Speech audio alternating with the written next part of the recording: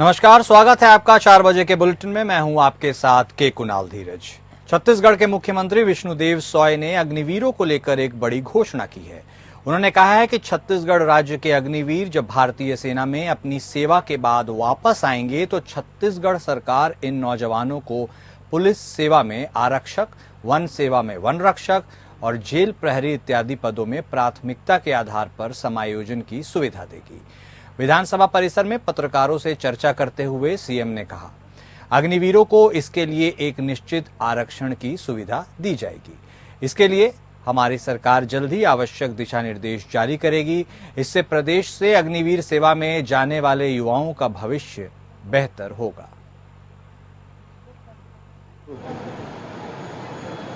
दिल्ली में माननीय देश के यशस्वी प्रधानमंत्री जो नीति आयोग के चेयरमैन भी हैं, उनकी अध्यक्षता में नीति आयोग का बैठक है।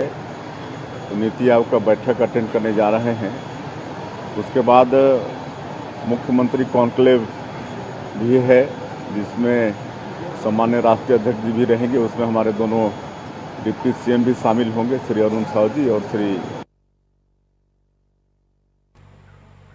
अंबिकापुर में नगर निगम के उड़ान दस्ता दल को वार्डवासियों ने बीच सड़क पर 2 घंटे तक बंधक बनाए रखा। दरअसल बौरीपारा स्थित रिंग रोड के पास निगम अमल कब्जा हटाने पहुंचा था, जहां एक निर्माणाधीन मकान को नगर निगम ने तोड़ दिया, जिसके बाद यह विवाद खड़ा हो गया।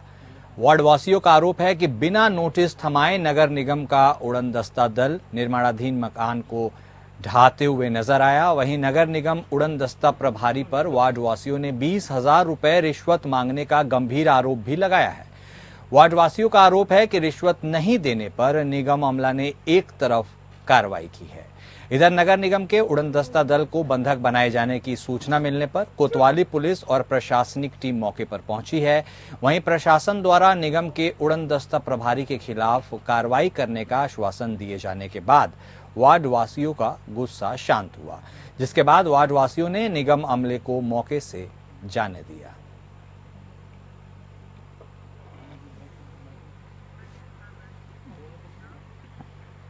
राजनांदगांव शहर के गौरव स्थल पर भूतपूर्व सैनिक कल्याण संगठन ने कारगिल विजय दिवस की 25वीं वर्षगांठ मनाई। इस अवसर पर कारगिल युद्ध में शहीद जवानों को पुष्पांजलि अर्पित कर उन्हें नमन किया गया। बता दें कि गौरव स्थल पर आयोजित कार्यक्रम में भारत माता के तैलचित्र पर दीप प्रज्वलित कर कारगिल युद्ध में शहीद हुए जवानों को श्रद्धांजलि दी गई। इस अवसर पर भारत माता की जय के उद्घोष हुआ। इसके साथ ही वीर जवान अमर रहे के नारे लगाए गए। लगातार जारी बारिश के बीच भी पूर्व सैनिकों ने विजय दिवस का आयोजन किया। इस दौरान कारगिल युद्ध में शामिल सैनिकों ने आयोजन में शिरकत करते हुए अपने अनुभवों को साझा किया।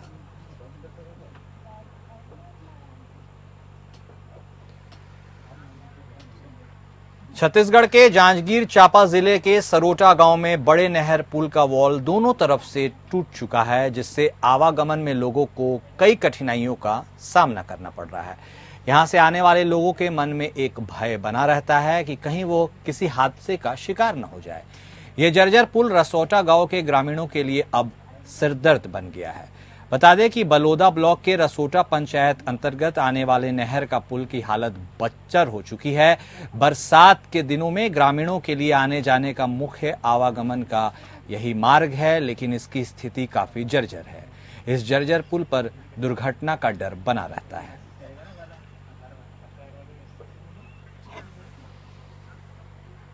भिलाई के सिविक सेंटर स्थित चौपाटी में फूड डिपार्टमेंट की टीम अचानक पहुंच गई। वहां कई फूड स्टॉल पर खाने पीने का सामान, साफ सफाई, खाना बनाने में यूज किए जाने वाले तेल और काम करने वाले लोगों की मेडिकल रिपोर्ट मांगी गई। फूड डिपार्टमेंट की इस कार्रवाई के बाद पूरे सिविक सेंटर में हड़कंप मच गया। बता दें कि दुर्ग भिलाई में मॉनसून सीजन आते ही बीमारियां भी शुरू हो गई हैं। डायरिया के लगभग 200 से ज्यादा मरीज सामने आए हैं। कई लोगों का इलाज चल रहा है। एक तरफ प्रशासन बीमारों का इलाज कराने में लगा है, तो दूसरी तरफ होटल, रेस्टोरेंट्स और फूड स्टॉल्स में भी छापेमारी की जा रही है। फूड डिपार्टमेंट भिलाई के सिविक सेंटर पहुंचने पर चौपाटी की कई दुकानों में अफरा तफरी का माहौल हो गया। खाने के सैंपल्स की जांच हुई। बारिश के दिनों में हाइजीन और बीमारियों की समस्या रहती है और इसी को देखते हुए स्ट्रीट फूड वेंडर्स के यहां यह दल पहुंच रहा है। फूड लाइसेंस भी देखा जा रहा है और बड़े होटलों में भी छापेमारी जारी है।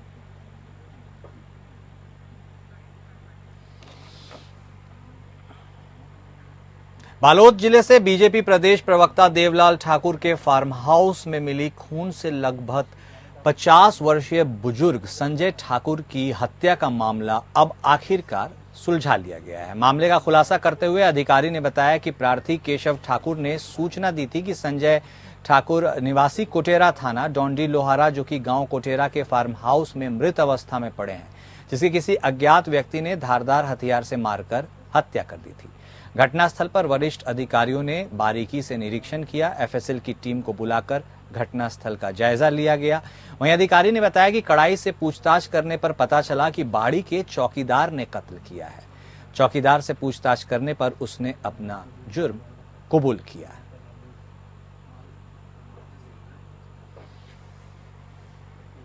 रिमझिम बारिश के बीच बालोद जिले के बेरोजगार युवाओं ने कलेक्ट्रेट के सामने धरना प्रदर्शन किया। राजस्व विभाग ने विभिन्न पदों के लिए निकाली गई सीधी भर्ती परीक्षा को रद्द करने की मांग को लेकर जिले के बेरोजगार युवक युवती कलेक्ट्रेट के सामने धरना प्रदर्शन करने पहुंचे और नारेबाजी की। उनके हाथों में बैनर भी लेकर उन्होंने अपना विरोध जताया, जिसके बाद प्रशासन के साथ हुई बैठक के बाद प्रदर्शनकारियों ने एक मांग पत्र भी एसडीएम को सौंपा है।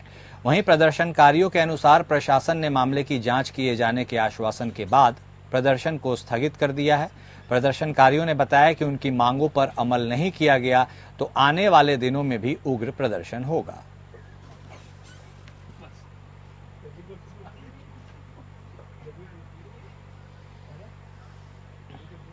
फर्जी निवास प्रमाण पत्र बनवाकर नौकरी करने वाले दस्तावेजों की जांच करने गए आबकारी विभाग पर मारपीट और पैसे लूटने का आरोप लगा है। आबकारी विभाग के अधिकारियों ने जब फर्जी निवास सर्टिफिकेट की पुष्टि कर ली और उन पर लोगों के ऊपर कार्रवाई की बात होने लगी तो उन्होंने मारपीट का आरोप लगाना शुरू कर दिया और इस बाबत थाने में शिकायत दर्ज की गई। वहीं आबकारी विभाग के अधिकारी ने जानकारी देते हुए बताया कि प्लेसमेंट एजेंसी ने शासकीय शराब दुकान में जो भी स्टाफ रखे थे उनके दस्तावेज फर्जी थे और वे झारखंड और बिहार जैसे राज्यों के निवासी थे। शिकायत के आधार पर जिले के आबकारी अधिकारी और अन्य कर्मचारी जांच के लिए रात 8 बजे शराब दुकान के अंदर प्रवेश किए, जहां रहस्यमय तरीके से सीसीटीवी भी बंद कर दिया गया था और जांच पूर्ण होते ही सीसीटीवी चालू कर दिया गया था। वहां उपस्थित कर्मचारियों ने जांच करने आए अधिकारियों और कर्मचारियों पर लूटपाट एवं मारपीट करने जैसे गंभीर आरोप लगाए हैं।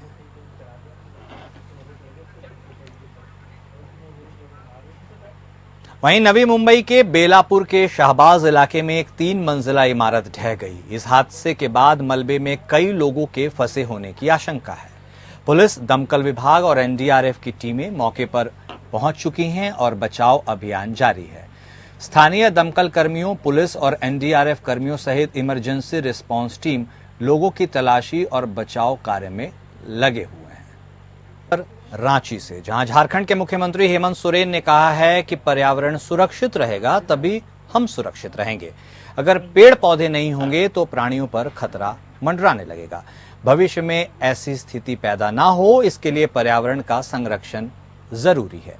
मुख्यमंत्री हेमंत सोरेन झारखंड विधानसभा के समक्ष आयोजित 75वां राज्यव्यापी वन महोत्सव में बतौर मुख्य अतिथि मौजूद थे और सभा को संबोधन कर रहे थे। उन्होंने कहा कि पर्यावरण संतुलन के लिए सभी को कदम से कदम मिलाकर चलने की जरूरत है। इस अवसर पर मुख्यमंत्री और अन्य अतिथि गणों ने पौधारोपण कर पर्यावरण संरक्षण का संकल्प दोहराया। उन्होंने कहा कि महोत्सव सिर्फ एक कार्यक्रम नहीं बल्कि पर्यावरण को सुरक्षित करने का एक बड़ा अभियान है। ऐसे में हम सभी ज्यादा से ज्यादा पेड़ लगाने का संकल्प लें ताकि पर्यावरण में जो असंतुलन उत्पन्न हो रहा है उसे नियंत्रित किया जा सके। मुख्यमंत्री ने कहा कि जल, जंगल और जमीन झारखंड की पहचान रही है। एक समय ऐसा भी था जब राज्य में चारों ओर घने जंगल थे, हर तरफ हरियाली ही हरियाली थी। फिर से इसे वापस लाना है। स्पीकर रविंद्रनाथ महतो ने कहा कि झारखंड में जंगलों का जो प्रतिशत था उसमें यहाँ पेड़ लगाने की जरूरत नहीं थी, लेकिन विकास के नाम पर पेड़ों की बेतहाशा कटाई हुई। अब उसकी भरपाई करने की जरूरत है। ऐसे में वन रोपण का काम हमें संकल्प के साथ एक अभियान के तौर पर करना होगा। विधायक राजनीति के साथ साथ सामाजिक कर्तव्यों का भी निर्वहन करें। वहीं झारखंड के नए डीजीपी के रूप में आईपीएस अफसर अनुराग गुप्ता ने पदभार संभाल लिया है। इसको लेकर अधिसूचना जारी कर दी गई है। वहीं डीजीपी अजय कुमार सिंह को स्थानांतरित करते हुए Jharkhand police housing corporation limited का अध्यक्ष और प्रबंध निदेशक बनाया गया है। अनुराग गुप्ता पुलिस मुख्यालय पहुंचकर डीजीपी के रूप में उन्होंने अपना पदभार ग्रहण किया। बता दें कि आईपीएस अनुराग गुप्ता झारखंड पुलिस में महत्वपूर्ण पदों पर काम कर चुके हैं। वह गढ़वा, हजारीबाग के एसपी और रांची के एसएसपी के पद पर भी काम कर चुके हैं। इसके अलावा वह बोकारो रेंज के डीआईजी के पद पर भी योगदान दे चुके हैं और काफी लंबे समय तक उन्होंने वहां काम भी किया।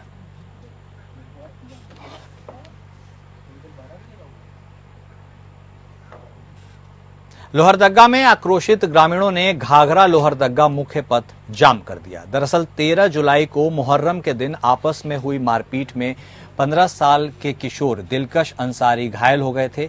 इस मामले में शिकायत के बावजूद सिन्हा थाना पुलिस ने केस दर्ज नहीं किया था। अब शनिवार सुबह घायल दिलकश अंसारी की मौत हो गई। थाने में प्राथमिकी दर्ज नहीं किए जाने के विरोध में प्रशासन के खिलाफ जोरदार हंगामा करते हुए परिजन और ग्रामीणों ने सड़क जाम कर दिया। लोग आरोपी के खिलाफ मामला दर्ज करते हुए कड़ी कार्रवाई करने की मांग पर अड़े हुए हैं।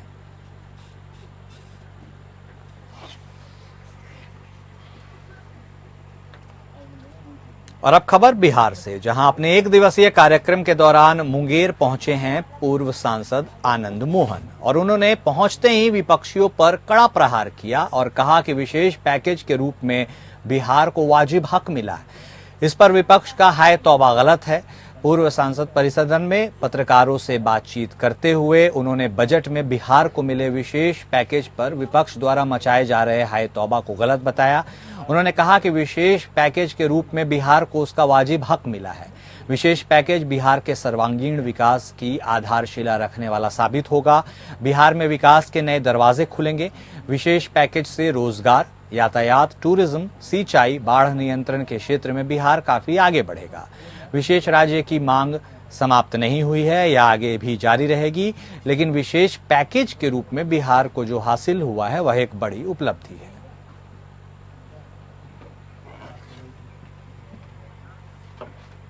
विधान परिषद से सदस्यता रद्द हो जाने के बाद सुनील सिंह पहली बार मीडिया के सामने आए। सुनील सिंह पत्रकारों से बातचीत करते हुए उन्होंने कहा कि पूरे मामले को मुख्यमंत्री आवास में इसकी पटकथा लिख दी गई थी।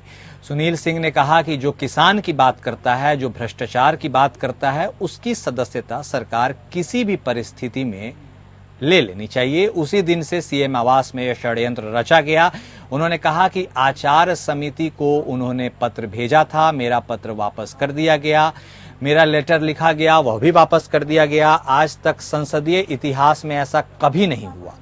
उन्होंने आरोप लगाया कि पूरे मामले के पीछे सिर्फ और सिर्फ मुख्यमंत्री नीतीश कुमार हैं, जिन्होंने हमारी सदस्यता ली है और हमें अपनी बात रखने का मौका भी नहीं दिया गया।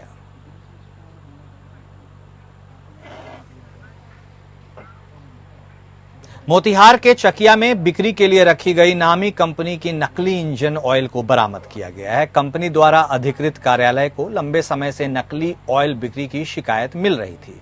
शिकायत को गंभीरता से लेते हुए दिल्ली से आए कंपनी के ऑपरेशंस ने जाल बिछाना शुरू किया। इस कड़ी में पुरानी मोतिहारी रोड में एक दुकान पर छापेमारी की गई, जहां पर दर्जनों नकली डिब्बे ऑयल बरामद किए गए।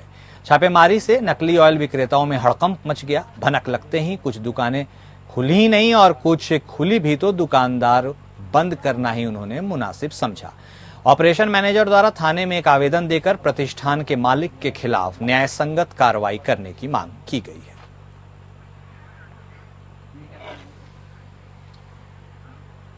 और अब बात राजस्थान की, जहां शुद्ध आहार मिलावट पर वार अभियान के तहत चिकित्सा विभाग ने जिले के समेरपुर में कार्रवाई को अंजाम दिया। कार्रवाई के दौरान टीम ने नकली घी के संदेह पर कुल 1602 लीटर घी जब्त किया और सैंपल जांच के लिए प्रयोगशाला भिजवाया गया। आमजन को शुद्ध एवं पौष्टिक खाद्य पदार्थ उपलब्ध करवाने के उद्देश्य से शुद्ध आहार मिलावट पर वार अभियान के तहत समेरपुर में पाली सीएमएचओ के नेतृत्व में खाद्य सुरक्षा टीम ने श्री सुधा माता मार्केटिंग पर नकली घी के संदेह पर 1602 लीटर ब्रांड गोधारा के नाम से बेच रहे घी को जब्त कर सैंपल को जांच के लिए प्रयोगशाला भिजवाया। गौरतलब है कि आमजन को शुद्ध आहार मिले, इसके लिए चिकित्सा एवं स्वास्थ्य विभाग पूरी तरह मुस्तैद है। जिले के विभिन्न क्षेत्रों में विभाग के खाद्य सुरक्षा अधिकारी नियमित रूप से निरीक्षण करते हुए सैंपल्स कलेक्ट कर रहे हैं। साथ ही आमजन को खाद्य सुरक्षा एवं मानक अधिनियम 2006 तथा खाद्य पदार्थों की गुणवत्ता के बारे में जागरूक भी किया जा रहा है।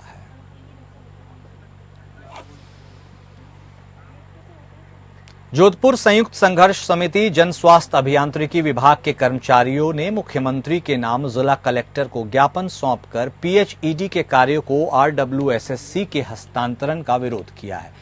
इन कर्मचारियों का कहना है कि बजट 2024-25 के घोषणा के अनुसार पीएचईडी के कार्यों को आरडब्ल्यूएसएससी को स्थानांतरित किया जाना और प्रस्तावित कार्य नागरिकों को शुद्ध जल उपलब्ध कराना और राज्य सरकार के मुख्य कर्तव्यों को शामिल किया गया है। भारतीय संविधान निर्माता ने इस विषय सूची में सम्मिलित किया है। राज्य के प्रत्येक नागरिक राज्य से अपेक्षा रखते हैं कि उचित और शुद्ध पेयजल मिले, परंतु आरडब्ल्यूएसएससी को हस्तांतरित करने के बाद प्राइवेटाइजेशन हो जाएगा, जिससे लोगों को परेशानी होगी। इसी परेशानी को देखते हुए संयुक्त संघर्ष समिति जन स्वास्थ्य अभियांत्रिकी के कर्मचारियों ने जिला कलेक्ट्रेट कार्यालय के बाहर प्रदर्शन कर आरडब्ल्यूएसएससी को स्थानांतरित करने का विरोध किया। उन्होंने कहा कि अगर आरडब्ल्यूएसएससी के स्थानांतरित किया जाएगा तो हेड पंप नलकूप की स्वीकृति और जल योजना के संबंधित सभी कार्य प्राइवेट कंपनी ले लेंगे, जिससे वह मनमर्जी करने लगेंगे और लोगों को परेशानी होगी। इसी का विरोध करते हुए उन्होंने मांग की है कि सरकार इस प्राइवेटाइजेशन को रोककर निजी हाथों में ना दे। इन कर्मचारियों ने मांग की है कि तत्काल प्रभाव से इस आदेश को सरकार वापस ले, अन्यथा कर्मचारियों को उग्र प्रदर्शन करना होगा।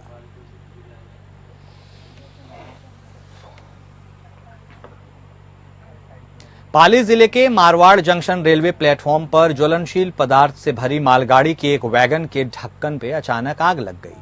पास में खड़ी पैसेंजर ट्रेन के एक यात्री ने देखा तो स्टेशन पर मौजूद रेलवे अधिकारियों को सूचना दी गई।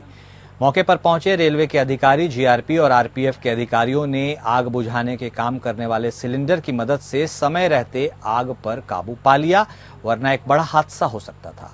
मालगाड़ी के वैगन में ज्वलनशील पदार्थ भरा हुआ था। घटना की जानकारी मिलने पर अजमेर रेलवे मंडल से अधिकारियों ने भी घटना की जानकारी ली। अचानक हुई इस घटना से मौके पर अफरा तफरी मच गई।